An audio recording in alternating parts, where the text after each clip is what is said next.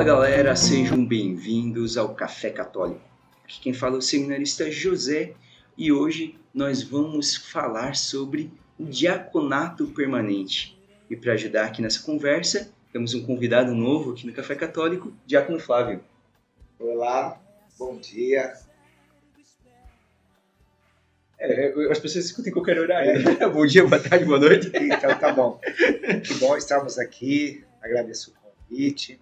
Sou diácono da Paróquia Cristo Ressuscitado ali no Floresta.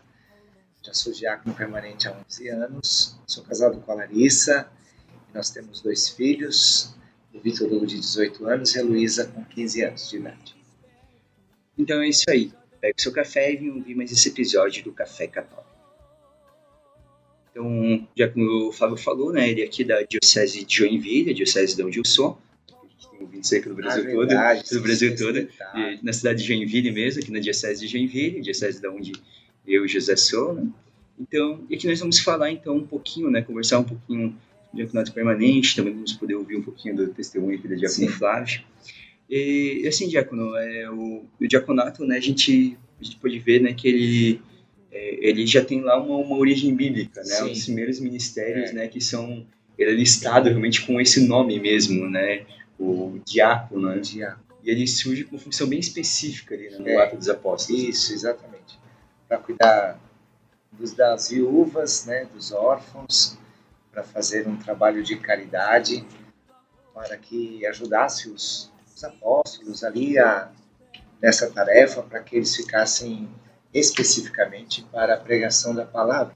Então surge aí esse ministério tão importante, né, nos tempos de hoje também agora.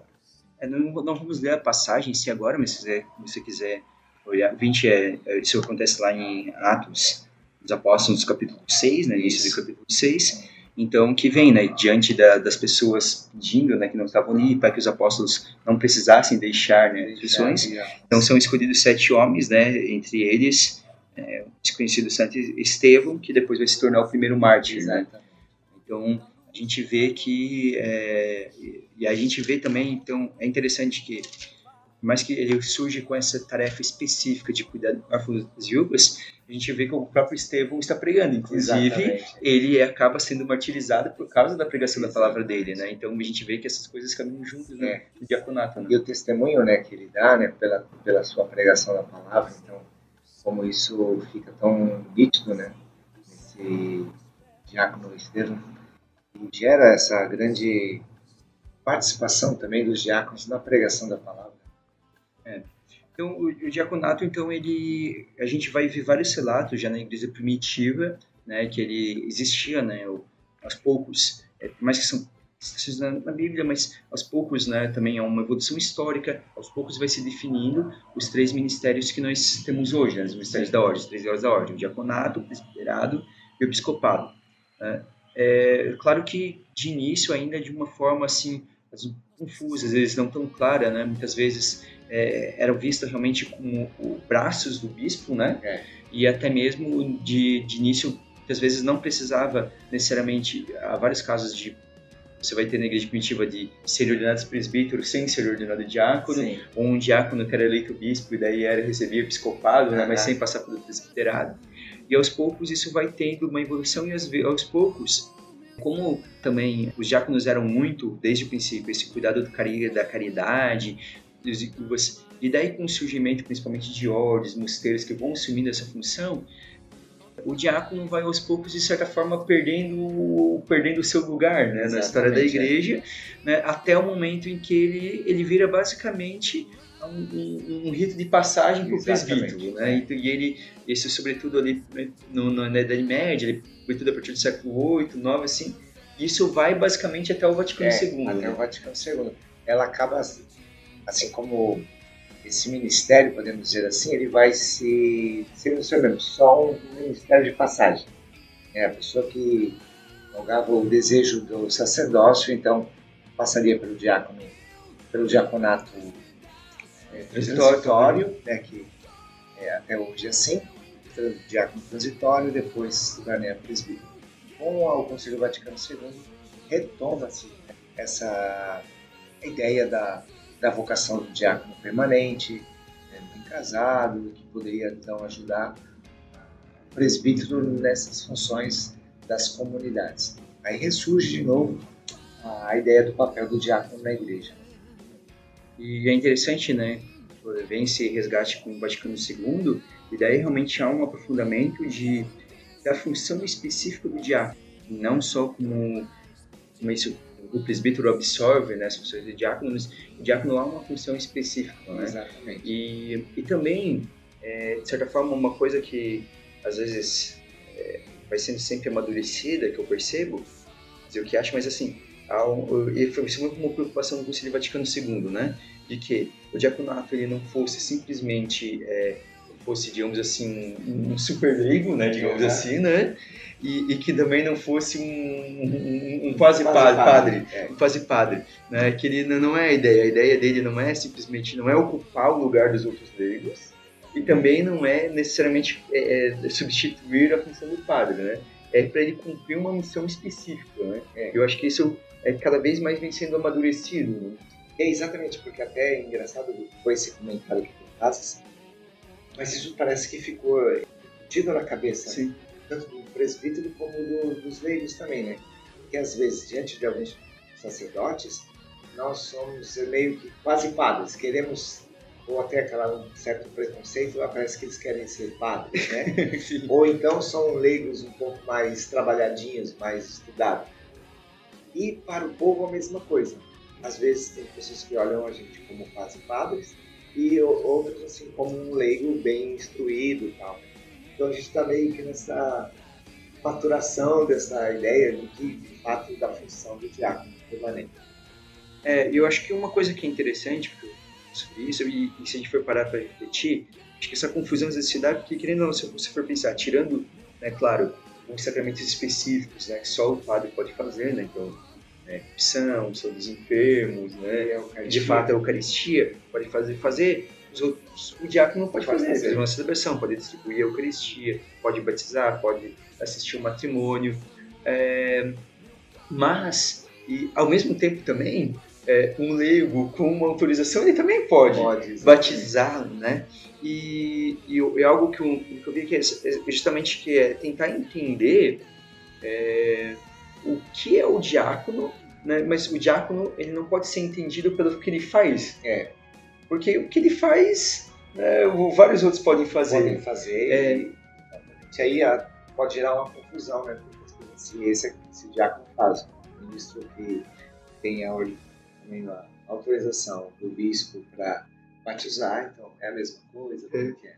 Porque é o risco de todas as vocações, né? De a gente meio que nos valorizar por aquilo que nós fazemos e não por aquilo que nós somos. Esse é um risco que todos nós corremos. Mas, de fato, a gente pode dar muito, mas a vocação é o que é primordial.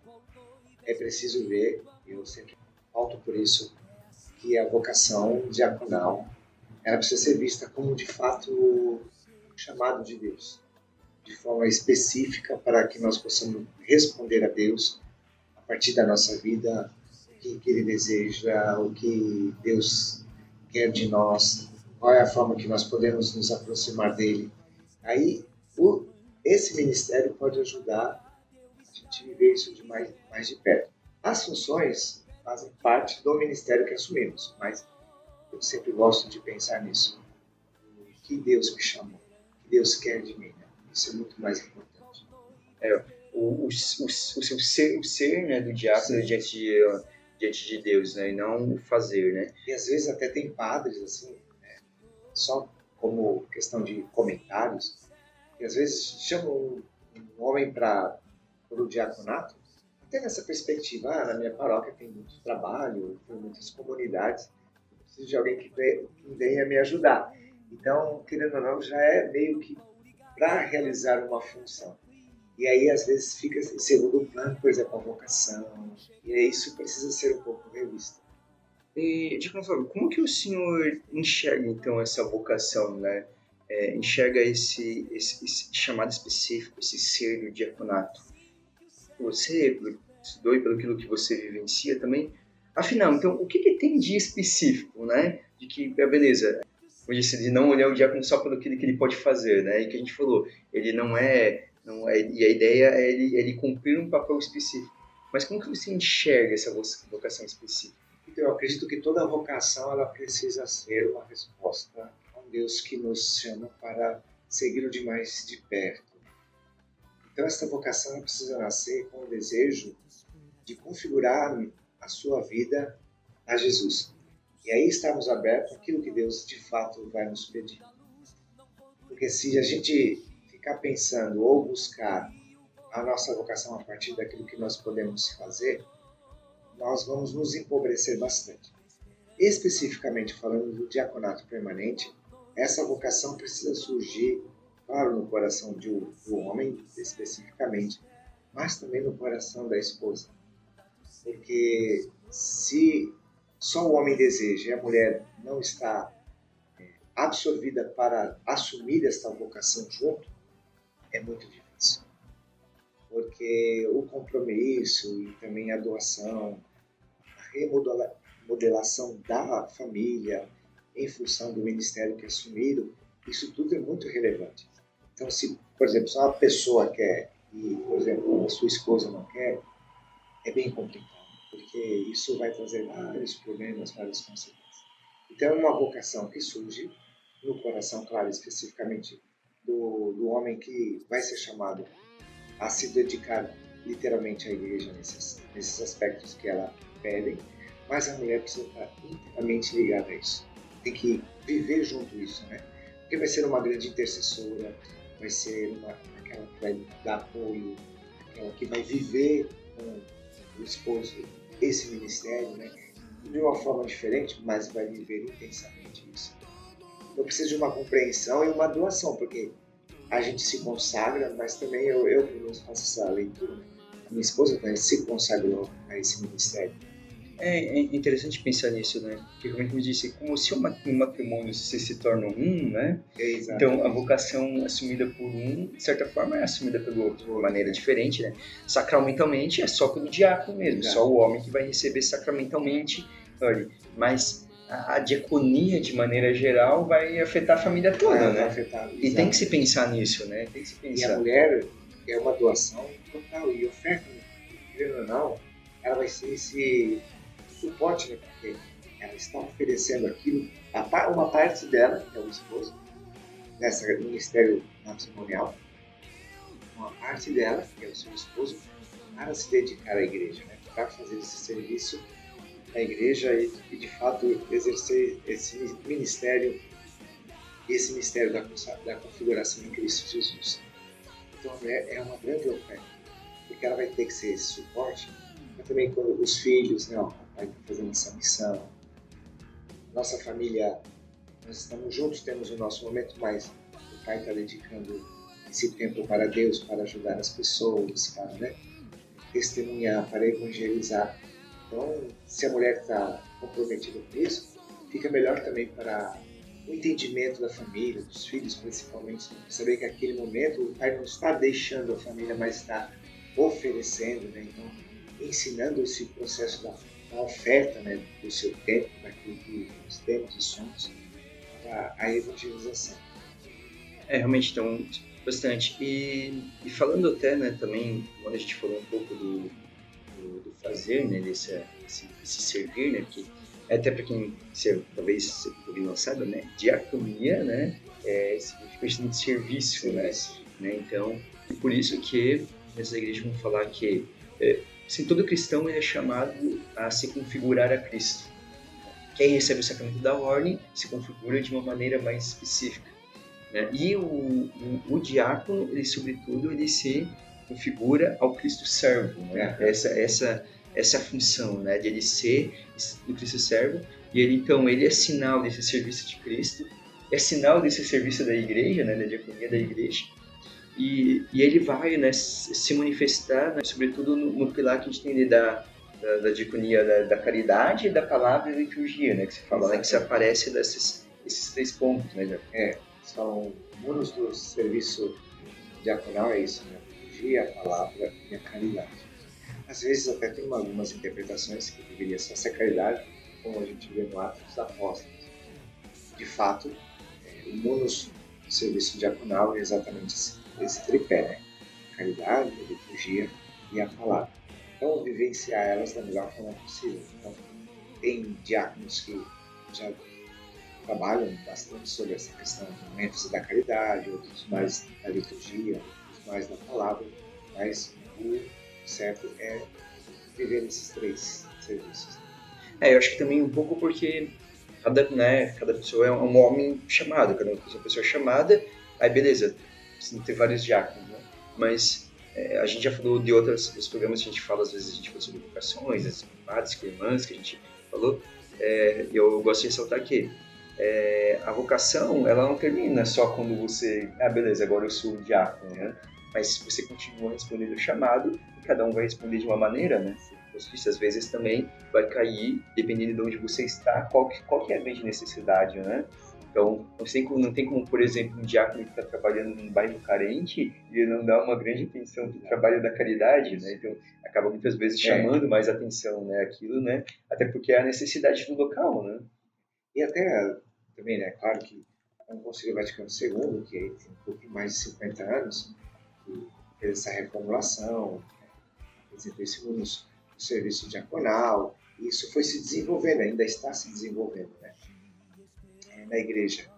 Mas se a gente olhar hoje, pelo menos a minha perspectiva, né, de olhar a realidade hoje, eu vejo que até a função do diácono, partindo desses três pontos, também pode se ampliar muito mais hoje, né?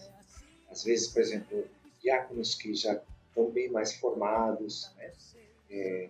Até mesmo a ideia de algumas dioceses ordenar homens mais novos, porque antigamente se ordenava só aqueles homens depois de 60 anos que já se aposentaram. Tem que estar aposentado, encostado, sem fazer nada em casa. Aí tinha essa mentalidade. Hoje são ordenados homens mais novos, então perspectivas mudaram também. Então, homens que estão estudando mais, poderem então assumir formações litúrgicas, formações espirituais, teológicas, também homens que foram ordenados diáconos e relevante habilidade administrativa, então trabalham em algumas paróquias, ajudam na organização de uma paróquia. Então eu vejo que também é preciso a gente hoje ampliar um pouquinho essa visão do serviço diaconal, né? Porque eu acho que também, eu concordo, eu acho que também, porque que a gente fala desse munus, mas também a gente tem que, às vezes a gente olha para o munus e limita o munus, né? Tipo assim, tem o pilar da caridade, né? Mas caridade, no sentido moderno, a gente acabou reduzindo muito o significado do termo. Para a caridade é algo que a gente faz de maneira quantitativa, né, e material, né? Então, sendo que o serviço da caridade, claro que às vezes vai passar por isso, mas não é só isso, né? O diácono, ele pode exercer a caridade quando ele para ouvir uma pessoa, né, e atender ela. Exatamente. E dar um conselho, né? Ele exerce a caridade, né, junto. Quando ele vai visitar um doente, né, ele está exercendo a caridade. Entra a palavra também, o anúncio, né? Que eu disse, exercício da palavra não é proclamar o evangelho e fazer a celebração da palavra, e serviço da liturgia não é simplesmente ser o auxiliar do padre dentro da missa, né? Então, eu acho que é um aprofundamento também desses termos, que continua sendo esses pilares, né? Mas acho que esse olhar mais amplo, né? Vai tendo ramificações, né? Vai tendo ramificações. Por exemplo, essa palavra pode nascer ali, principalmente a prioridade da proclamação da palavra na liturgia, por exemplo, né? Mas aquela palavra ali precisa gerar no diácono uma abertura à pregação da palavra, né? A vivência da palavra, sim, o testemunho da palavra, né? O anúncio, enfim, isso pode ampliar muito, né, uma visão. Talvez aí também o estudo da Sagrada Escritura, para ser um homem mais bem consciente do que a palavra de Deus é. A mesma coisa na liturgia, então ali servir ali especificamente os serviços na liturgia. Mas ali esse diácono pode também se tornar um homem estudado na liturgia, formar leigos mais conscientes sobre a liturgia. Então, vai abrindo ramificações, como essa questão da caridade. Eu também vejo isso. Às vezes as pessoas falam, ele não tem um trabalho extremamente social, né? Por exemplo, da cesta básica, ou organiza alguma coisa, então ele não tem essa... Não, imagina quantas pessoas você atende. Por exemplo, a abertura a uma direção espiritual, que já poderia se abrir. Então são coisas que precisam ser alargadas, né? Precisam ser alargadas, né? É interessante, né? Como o senhor disse, ele falou que muita dessa conscientização, né? Por exemplo, o senhor aqui, né? Isso agora é professor, né? Aqui no seminário, né? Então, por exemplo, é um diácono permanente que auxilia na formação de futuros sacerdotes, né? Então, não é um aprofundamento, né? No passado não se pensaria nisso de jeito nenhum, assim, ter um diácono dando aula para seminaristas. Mas a gente vê, né? Claro, o resto, aí vai vendo que conforme vai preparando os diáconos, né? Também eles vão podendo oferecer muito mais, né? Isso que eu vejo, assim, a importância... É claro que talvez a necessidade faz as coisas acontecerem. Então, eu vejo legal, é importante isso. Por exemplo, a paróquia V tem uma necessidade de um auxílio para o padre, especificamente no exercício dos sacramentos. E aí, chama a pessoa. Mas se a gente tiver um olhar mais amplo, isso, ele vai ajudar aqui na paróquia, isso, mas eu vejo essas qualidades, essas potencialidades nessa pessoa. Então, também para chamar ele, que amanhã ele pode estar dando novos horizontes àquele diácono. Não é só ajudar ali nos sacramentos, coisas específicas na paróquia, mas ele pode ele tem uma vertente para a formação. Ele é uma pessoa muito boa na questão administrativa. Olha, ele é uma pessoa muito boa liturgicamente, ele consegue. Então, aí a gente ir desenvolvendo as pessoas. E isso vai enriquecer a própria igreja, né? O serviço na igreja. O serviço pela excelência. Então, realmente é bem bonito pensar nesse serviço pela excelência. Esse ia alargando, né? Como a gente tocou, né, várias vezes, a gente já falou algumas vezes, né, vamos definir pelo trabalho, eu falo assim, porque às vezes, senão poderia parecer que, tipo, uma paróquia, sei lá, com várias, tem mais de 10 comunidades, por exemplo, o diácono vai fazer várias celebrações, tudo. Mas às vezes poderia parecer que se você define por coisa assim, se a paróquia tem só uma ou duas comunidades, a gente não precisa de diácono, porque afinal o padre dá conta. Não, mas precisa também, porque a questão não é simplesmente não é só aliviar o trabalho do padre, ou substituir o padre em algumas coisas. Se a gente for realmente pensar, a partir desse exemplo, você vê exatamente isso, uma paróquia com uma comunidade não precisa de um diácono, porque não vai ter o que fazer. Pode ser um critério? Pode. Mas será que não pode empobrecer também a ideia? Porque aí a vocação em si, porque pode de repente surgir ali, paróquia, um homem de fato que tem vocação. Que entra essa é a questão, né? Uma vocação. Esse homem tem uma vocação ao diaconato. Tem algo a mais que Deus o chama, a gente percebe os sinais.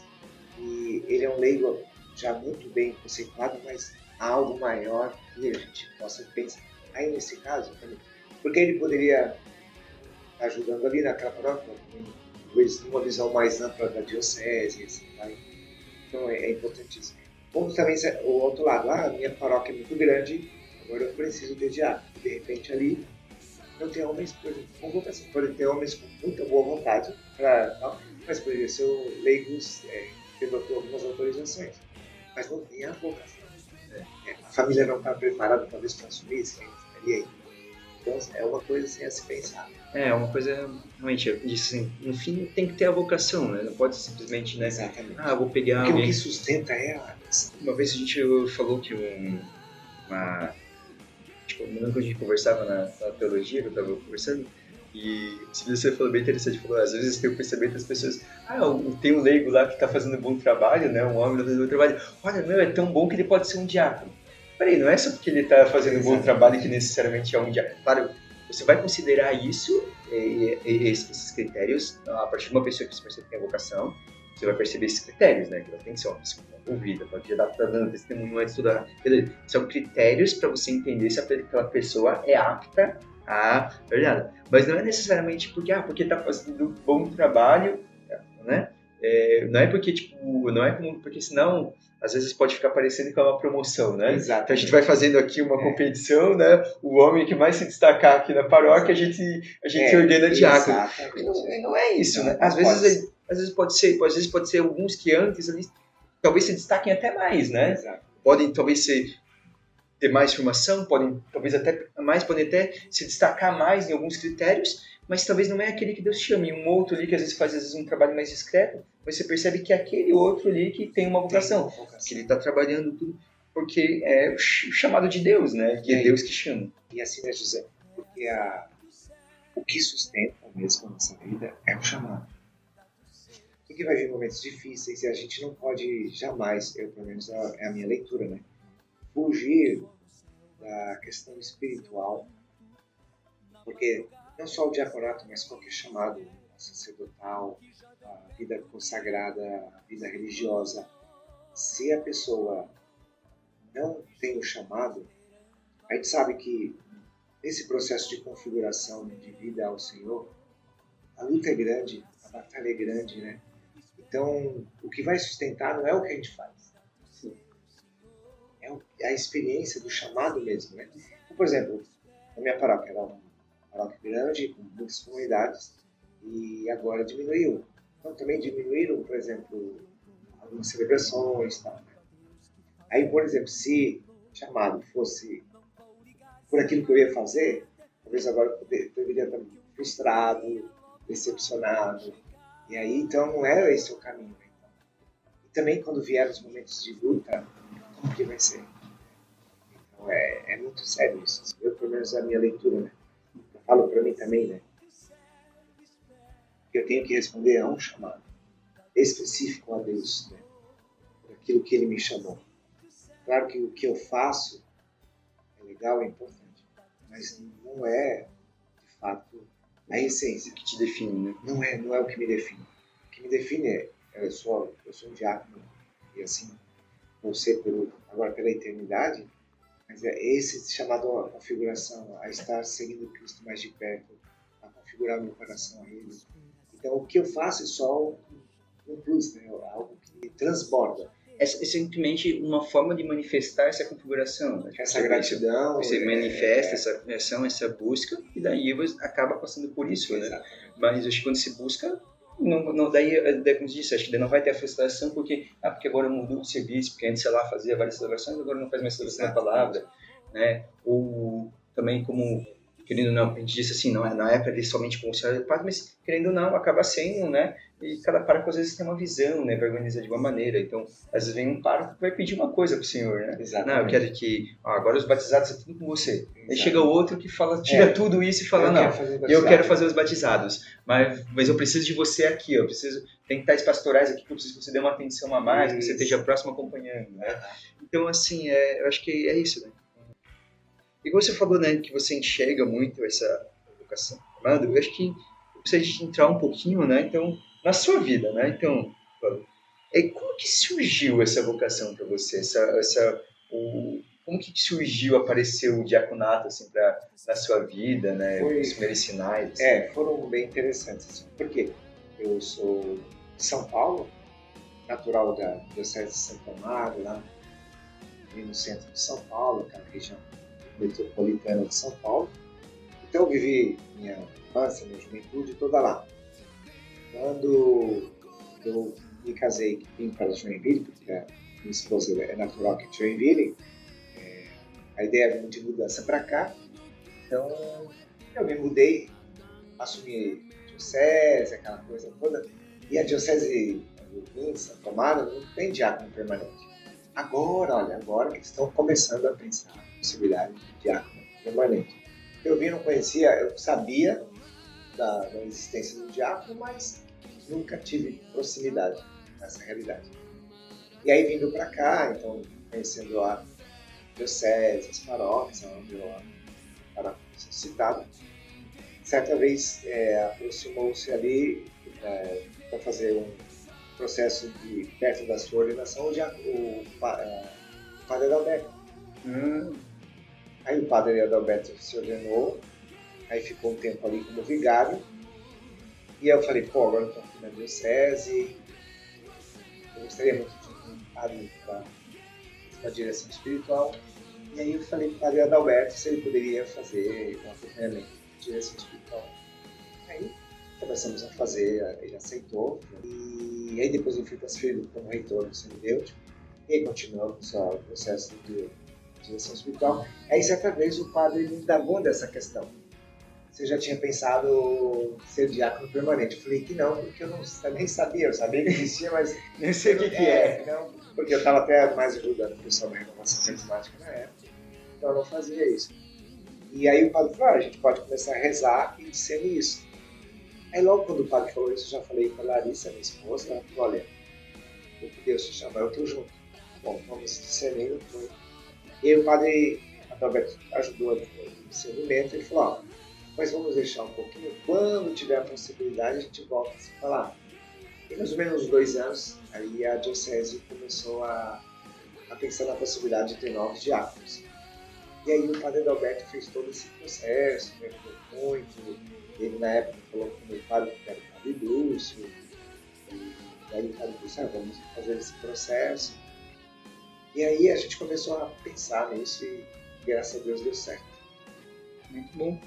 Isso foi daí em que ano você 2006. Começa? Daí 2006 você começou? Eu comecei em 2005 com o padre Adalberto. Aí 2006, 2007 mais ou menos, aí a diocese começou a... O Dom Emílio estava chegando aqui. Sim. Aí o Dom Emílio quando chegou, falou, olha, não, vamos ter novos diáconos, porque até então era 25 diáconos. E ele abriu a possibilidade de termos novos diáconos.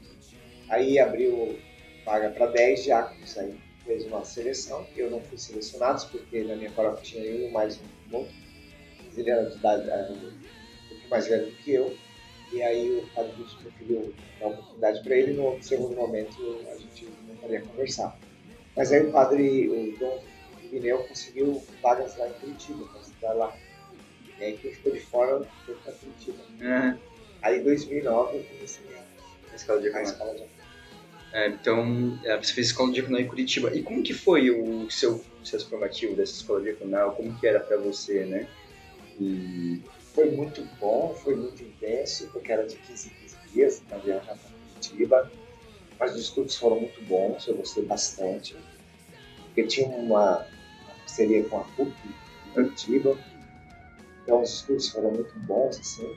E aí depois, quando a gente terminou o curso, que foram 3 anos de estudos, eu podia pegar as horas de estudos e fazer um complemento e pegar a graduação de teólogo, né? Foi o que eu fiz. Então foram momentos muito bons, aprendi muita coisa lá. A turma foi muito boa também, assim, esse intercâmbio com Curitiba. Então gostei muito mesmo, foi muito bom. A gente sabe que as escolas diaconais às vezes têm modelos diferentes, assim, os modelos que são intensivos, né? 6, 8 intensivos, mas hoje é interessante já você falar, né? Porque o momento que a gente falou, né? Que a vocação acaba tendo sido assumida pela esposa, pela família. E a gente já vê já nesse início, né? Porque, como o senhor falou, né? A cada 15 dias está lá, ou seja, tinha um final de semana, sempre a cada 15 dias, no final de semana, você não poderia estar com a família, né? Não estava com a família. E se a família não está preparada, não acolhe isso junto, não vai dar certo já. Eu lembro uma vez, uma pessoa chegou e chamou a atenção da minha esposa, né? Porque a minha filha, em 2009, quando eu comecei a estudar, foi o ano que a Luísa nasceu. E aí a mulher falou, criticou, falando assim que era um absurdo, de fato, eu estar estudando para diácono, ficar no final de semana fora e ela ali na lida com a criança, aquela coisa toda. Humanamente falando, talvez ficaria de fato problemático mesmo. Mas a gente sabia no que nós estávamos assumindo. Deus sempre foi a prioridade na nossa vida. E a gente sabia que nós não estávamos sozinhos, que o Senhor estava cuidando, porque se era uma vocação que Deus estava a nos chamar, Ele ia cuidar. Então, cuida das minhas coisas, que eu cuido das tuas. E é claro, a gente também tem que fazer a nossa parte. Então, naqueles momentos que eu estava em casa, então, também ser intenso ali, ajuda, compromisso. E a gente, graças a Deus, viveu super bem até hoje. Nunca tivemos um problema, nenhuma crise por causa disso. O diaconato está atrapalhando. Os meus filhos hoje já estão adolescentes, jovens, e entendem profundamente a minha vocação, compreendem, participam na medida do possível. Então, eu acredito nisso. Por isso mesmo que eu falo, se não for uma vocação assumida pelos dois, talvez seria daí seria problemático. Seria bem problemático. Se fosse uma coisa porque forçada. Aí a mulher ia ficar uma hora, olha, estou precisando, você está lá, como que é isso? Aí não ia dar certo. Dessas críticas ela já ia absorver. Realmente tem, como você falou, humanamente tem, mas assim como toda vocação tem seus desafios, né? Exato. Então, tem esses sacrifícios, mas é um ato de generosidade, de amor, e que ele entra a confiança em Deus, né? Porque aí é a oferta que vai prevalecer, porque assim, ó, nós estamos passando por esse perrengue, mas é uma oferta a Deus. Claro, com bastante critérios, né, discernimentos claros, né, para ver se realmente aquilo não está sendo uma fuga de ambas as partes, mas se não, é difícil. Aí o que vai prevalecer é o chamado, a oferta. Ó, vamos oferecer a Deus, Deus vai cuidar, e de fato Deus cuida. Que você falou, critérios claros, por exemplo, chamado, claro que às vezes, falou esses sacrifícios, às vezes pode ser que alguém chamado naquele momento, diante de alguma estabilidade de família, não seja talvez o melhor momento para se unir, né? Porque ainda não tem que pensar nisso, né? Um pouco. Mas quando é um chamado, né? Isso tem que tentar confiar, né? Confiar e entregar. Então, Deus Senhor fez, né? O processo foram 3 anos? 3 anos. 3 anos. Em 2009, 2010, 2011 em Curitiba. E daí essa foi ordenada? 2012. 2012, né? Em agosto de 2012. Então, dia 19 de agosto. Dia 19 de agosto você completa 12 anos, né? Você foi no mês que era 11. Que era 11 anos já.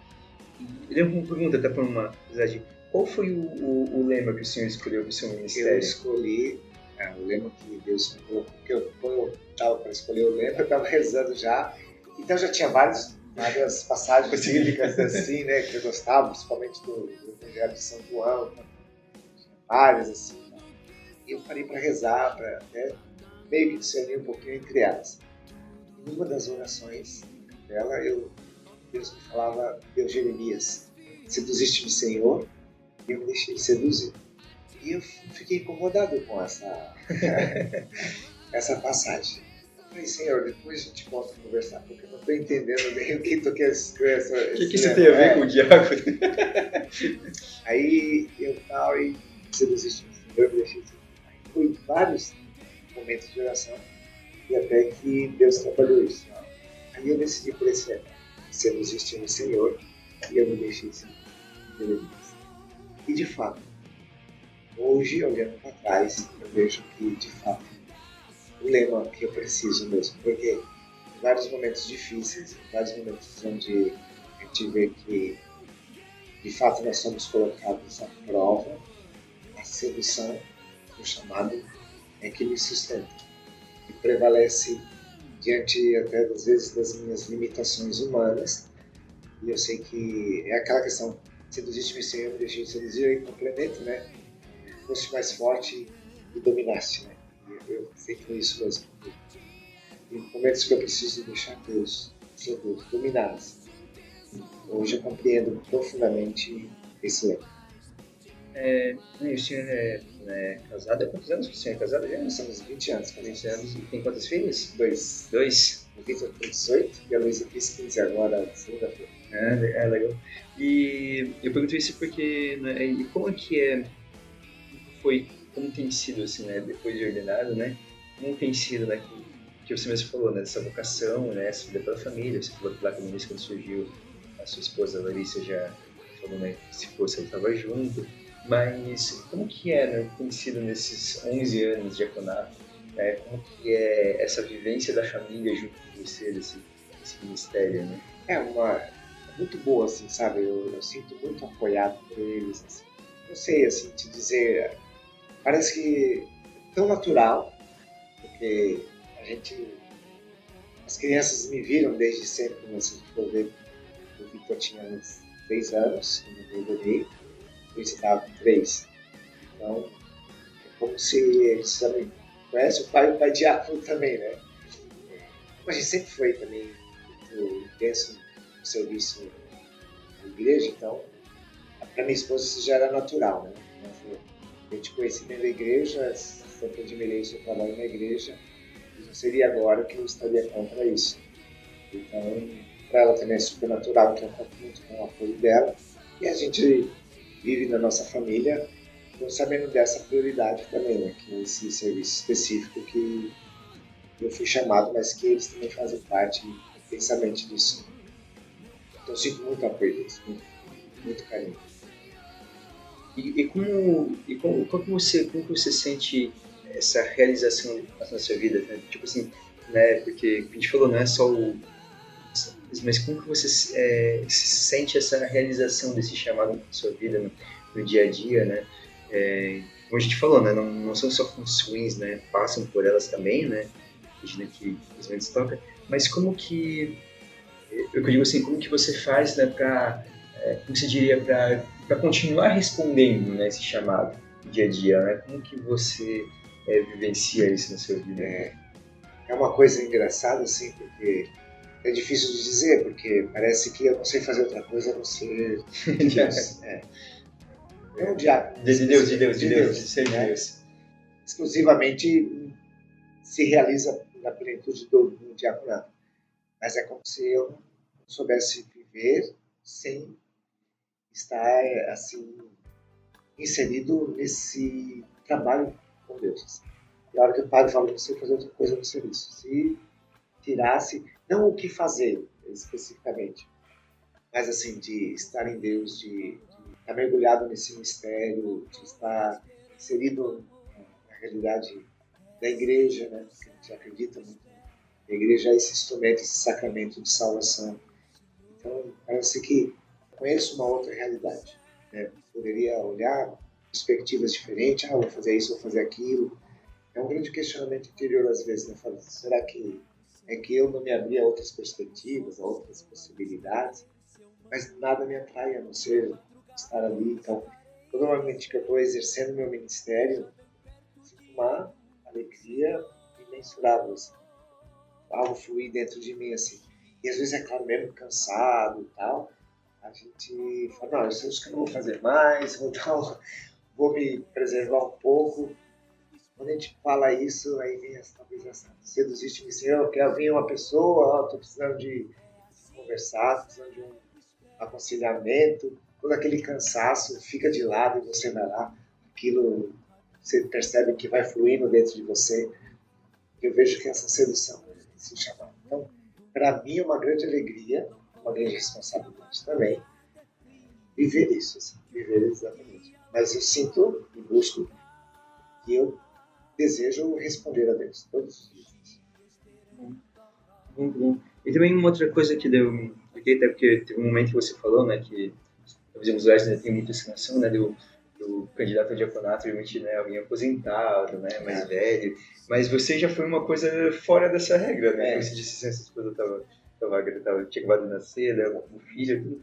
Quantos anos o senhor tem hoje? Hoje eu tenho 52. Então foi ordenado com 41, né? 41 anos. Então a gente vê aí, eu acho que é até interessante isso, porque senão às vezes também ordenando muito tarde, né? Passa uns 10 anos e já não consegue, por mais que a gente diga assim que, diácono não é só fazer coisas, mas também, né? Fazer coisas, ele não se define pelas coisas que ele faz, mas ele vai estar fazendo coisas como diácono, né? Está fazendo coisas, a gente não é só sacramentos, ou só... Porque também o que a gente faz, ele é um...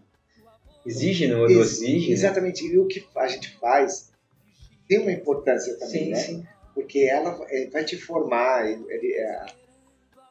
aquilo que a gente tem a produzir, isso é muito importante, né? Porque é importante a gente produzir, o ser humano precisa produzir. Né? Só que é claro que a gente não pode se equalizar pelo que a gente faz. Então, é importante o que a gente produz, mas nós não somos o que nós produzimos. Né? Então, esse é o grande questão filosófica interior que a gente precisa passar. Sempre, né? Sempre vai estar fazendo algo, mas não o que específico. Porque amanhã, se eu deixar de fazer isso, quem não sou eu? Isso, exatamente. Para não ter essa pergunta. Né? Isso. O que mais, né, nunca vai deixar de fazer algo. Né? Como disse assim, sempre vai estar vivendo de alguma daqueles pilares que a gente falou, sempre vai ter sendo vivido aqueles 3 pilares de alguma forma. Exatamente. Como especificamente, daí esse perceber, né, esse também estar atento, né? Chamada de Deus, entendo as necessidades do povo, as necessidades da igreja, né? E porque assim, o que você é, obviamente você vai produzir. Às vezes você pode produzir muito e não ser, né? Então esse é o risco. Porque às vezes o diácono, ou seja qualquer pessoa, né? Se ela é que realmente é diante de Deus e aquilo que Deus deu como qualidade dela, até das suas fraquezas, para ser o que de fato é, ela vai produzir bem. Mesmo às vezes não fazendo tantas coisas, mas de repente O mínimo que ela faz, ela produz, a eficiência, né, a gente sabe disso. Então, com certeza, 41 anos de idade, com bastante vigor. Então, esses 11 anos, assim, podemos dizer que a gente fez muitas coisas, né? Muitas coisas. Isso é muito legal. Mas, assim, eu sinto que eu tenho muito mais fôlego ainda para fazer. Assim, vamos fazer. Velho. Bastante coisa pela frente ainda também. Se Deus quiser. Diácono, e talvez tenham ouvintes aqui, né, que talvez pensem, né, na possibilidade do diaconato permanente. O que você diria, né, talvez para um homem que esteja ouvindo, que vai ouvir esse programa, que talvez pensa nisso, que pensa nessa possibilidade, né? O que você diria, você poderia dar uma dica de o que ele pode talvez estar atento na oração dele, né? Para talvez ajudar a compreender se afinal tem um chamado mesmo ali ou não, né? O primeiro passo importantíssimo é a oração. É se colocar diante de Deus, apresentar a Jesus o desejo, e aí deixar nas mãos dele, para que Deus possa ir polindo para ver realmente, ser muito sincero consigo também, né? E aí ver para que eu quero ser diácono, é para status, é para me aparecer, é para consolidação interior de conquista, compensar algo, né? É uma fuga, então isso tudo tem que ser muito sincero. Aí é claro, a pessoa sozinha ela não vai conseguir. Então que eu sempre sugiro uma sugestão: procure uma direção espiritual, alguém que vai te ajudar nesse caminho para discernir isso, né? De repente se é uma fuga, se é uma busca de status, se é isso, se é aquilo, vai ajudar muito, porque o diretor espiritual pode dar uma polida nisso tudo. E o terceiro passo seria o quê? Já talvez ir conversando também com o padre. Me surgiu esse desejo no meu coração, estou rezando, mas gostaria de partilhar contigo. E para ficar já ali, né, o padre também, porque de repente o que pode acontecer? O padre perceber isso, olha, eu sabia que está brotando esse sentimento, esse desejo, ou até mesmo essa vocação. E o padre também pode ajudar, porque de repente pode usar daquele desejo para dar uns serviços mais específicos para ele, né, na comunidade. Aí de repente ele fala: olha, percebo que fazendo isso aqui me ajuda. E o padre também percebendo as qualidades que ele tem, né, como ele vai se desenvolvendo diante de algumas responsabilidades novas. Então, fala com o padre. E aí, esperar. Sagrar Nossa Senhora. Fala: mãe, eu estou aqui fazer tudo o que ele vos disser, então me ajuda por a vontade de Deus, por a vontade de Deus.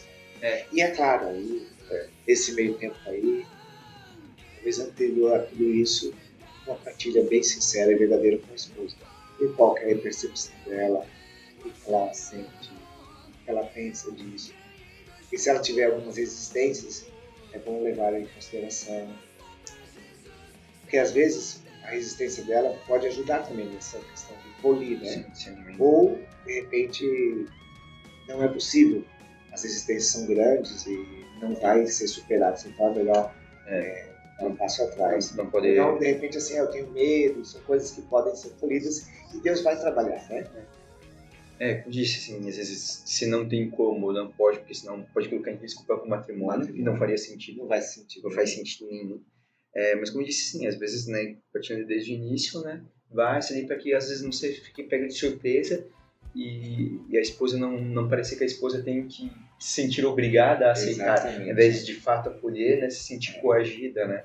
Então ela tem que realmente amar, né, junto, né, o porque chamado. se faz por certa coerção no sentido de falar assim: agora o padre me chamou, todo mundo faz expectativa de mim, papapá. Aí a mulher fala: pô. E daí todo mundo já começa a falar: que legal, esse marido vai ser diácono, não sei o quê. E daí a mulher fica assim: e agora? Como que eu vou falar que eu não quero isso? Eu sou a única que vou dizer que não, né? E aí ela, numa situação assim, coagida: não, tá bom, vai. E ó, ordenou e aparece os dramas. Daí vai dando todos os problemas. Aí não tem jeito. Aí todas aquelas pessoas que falavam que ia ser um diácono lindo e maravilhoso, subiram todos, né? Aí vai ficar só a realidade. E a realidade é ele com a esposa com uma resistência enorme. é muito sério. Então, todos esses passos que nós falamos, né? Eu acho que o primeiro lá, talvez, devíamos ter citado, seria esse. E todo desejo, partilhe com a esposa junto ali em oração, partilhe e vão rezando juntos, porque se for mesmo a vontade de Deus, tudo vai acontecer. Eu também acredito sempre muito nisso. Acho que no fim, se é o chamado de Deus, né, vai fazendo isso, aos poucos vão aparecendo os sinais, né? Como o senhor disse, né, por exemplo, do seu testemunho, né? Quando foi na primeira vez, o senhor foi deixado de lado, porque tinha o outro. Mas de repente surge uma outra oportunidade. Nossa, eu fiquei tão frustrado, tão triste, tão amargurado, assim, porque me criou uma expectativa, né? Eu acho que eu estava numa realidade que eu estava perguntando para Deus, o que queres de mim? Quando o padre Adalberto levantou a situação, eu falei, será que esse é o caminho? E fui lembrando várias orações anteriores que Deus tinha chamado, que Deus tinha chamado, que Deus tinha chamado. Então, aqui tal. Aí quando eu falei, agora vai, aí vai, ó, só tem 10 vagas, não vai mais. Pô, aquilo me deu um tiro e chão, né? Porque foi mais ou menos em maio, quando deram a resposta. Aí foi maio, junho, julho, agosto, setembro. Não foi no outro dia, né? Em outubro, o bispo tinha conseguido, aí ele chamava a gente e falava. Então foi esse tempo todo, assim, aquela coração apertado, tipo, onde que eu errei, ou eu estava ouvindo coisas que não eram, Deus não estava chamando, como que é, mas Deus falou, Deus confirmou as coisas. E eu também, a realidade que eu estava vivendo na hora, eu estava precisando de algo que me ajudasse a discernir o que Deus queria de mim, então, mas veio assim, né? Hoje eu vejo que a questão de Deus ainda fez uma aprovação, porque foi trabalhando no coração da gente, né? A gente não consegue entender, né? A gente só vai entender de fato o que a gente viveu quando estiver diante de Deus. Né? Mas com certeza, imagino que era Deus ainda precisava polir você um pouquinho mais nesse discernimento, e esses meses ali ajudaram, né? Porque podia acontecer que, né, naquele tempo você fala, quer saber de uma coisa? Não deu certo, não é, então não é para si mesmo. Então, assim, abandona e depois vai ficar aquela coisa, realmente a pessoa não estava preparada para assumir, né?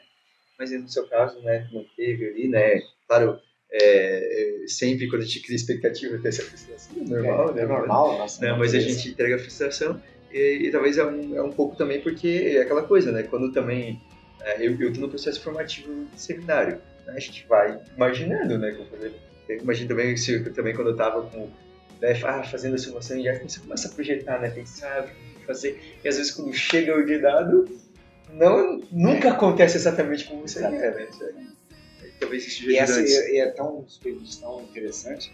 É claro, a gente só vai entender o que aconteceu. Eu fiquei numa crise um pouco existencial. O que Deus falou, confirmações e tal. O que está errado? É claro que aí eu comecei a trabalhar algumas coisas que eu sinto que Deus também foi trabalhando no meu coração. O abandono, a entrega, a confiança. Do chamado, por exemplo, não é porque não deu certo que eu não estou te chamando, então, mas aí eu quero provas, tinha que dar certo, né? Deus me chamou. Porque uma coisa é você viver como consagrado, sem estar consagrado, assim, podemos dizer de forma efetiva, assim, né? Repente o bispo colocando a mão. Sacramentalmente. Isso que Deus falava assim. Uma coisa é você viver como consagrado desta forma. Agora, não sendo e viver como tal. Aí eu chacoalhão, é verdade. Eu tenho essa consagração.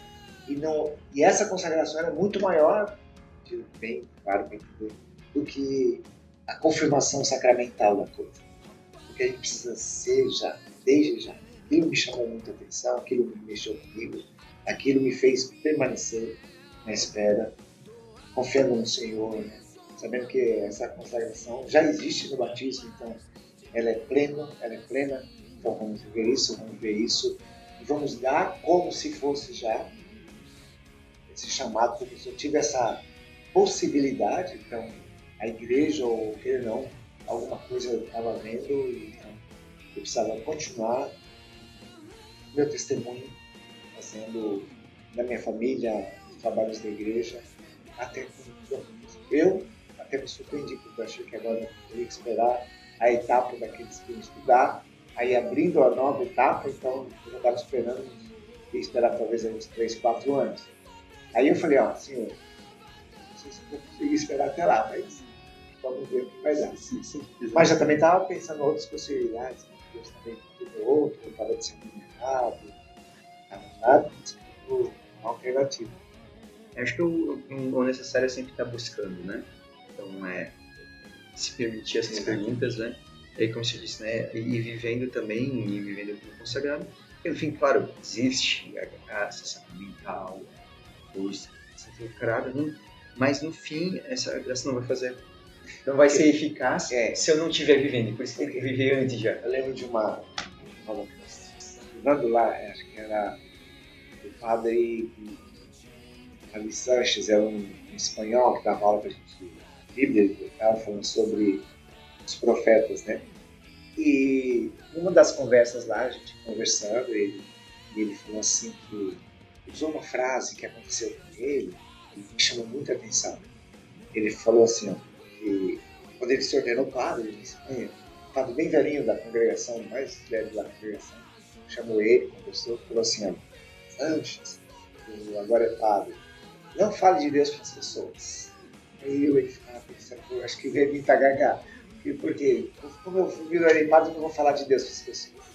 A mulher do padre, daqui a pouco o padre me falou assim, mas Sanches, se elas pedirem, você até fala de Deus. Mas, chances, deixa eu te dizer uma coisa. Viva de tal forma uma vida fala de Deus. E aquilo, olha, tanto é que marcou eu. Não é o que eu vou se tornar a ser. Eu já tenho que ser aquilo que a igreja vai confirmar. Até eu lembro que perto da ordenação, conversando com o padre lá também, ele disse assim, ó, a ordenação, a consagração, ela não faz o que a pessoa, ela consagra aquilo que a pessoa é. Isso me chamou, mexeu tanto comigo, eu falei, é verdade, porque vai consagrar e não é um milagre, não é uma transformação, ó, agora você era A e você, no instante, você se tornou B. Não. A ordenação consagra aquilo que você é. Se você tem um coração voltado para Deus, aquilo vai intensificar. Se é falsidade, aquilo vai vir à tona. Como a gente diz, né? A gente não esquece a mudança ontológica, tudo que acontece, mas no fim, para ser eficaz, né, precisa da pessoa. Exato. Como o Padre Alberto gostava de repetir, muitas vezes no seminário, ele fala assim que ó, o Espírito Santo vai usar daquilo que você colocar dentro de você. Deus vai usar, né? Se você não alimentar nada de bom, não adianta, né? Não estudar, não buscar, não tentar viver. Corre o risco de achar isso, né? Porque, ó, tô lá vazio e agora Deus faz tudo. Por animação ele vai fazer, não. Deus não vai ter nada. Vai consagrar, vai dizer, olha, que seja aquilo que tu és. Então, se você de fato é um sacerdote, um diácono, você agora vai consolidar isso. Se não for, vai consolidar aquilo que não é. Né? Então é isso. Então, agora vamos para as nossas dicas culturais. Ah, legal. Então, diácono, coisa assim, o senhor, a gente sempre termina aqui dando uma dica, pode ser qualquer coisa, tá?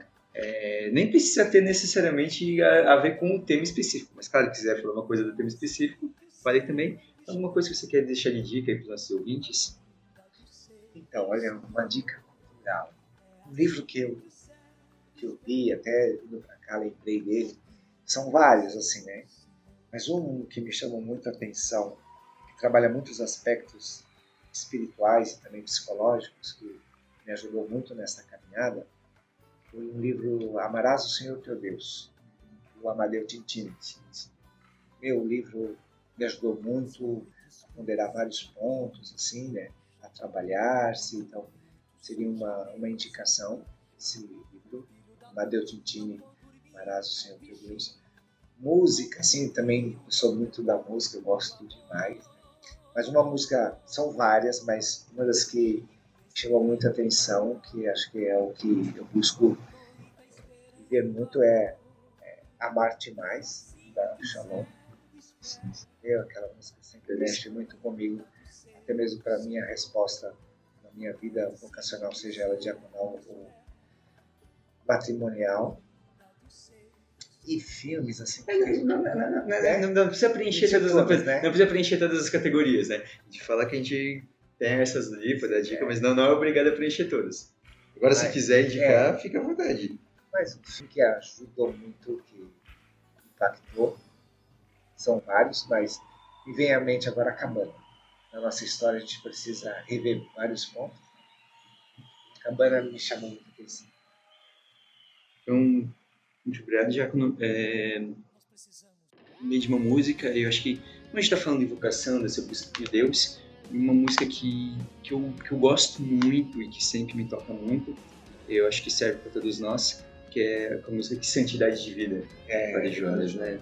Então, eu acho que é uma música que nos leva a rezar e refletir muito, né, sobre o que a gente está vivendo, né? Então, essa frase eu acho tão forte da música que a minha vida é prece a vinda do Senhor, né? A minha santidade de vida é prece a vinda do Senhor.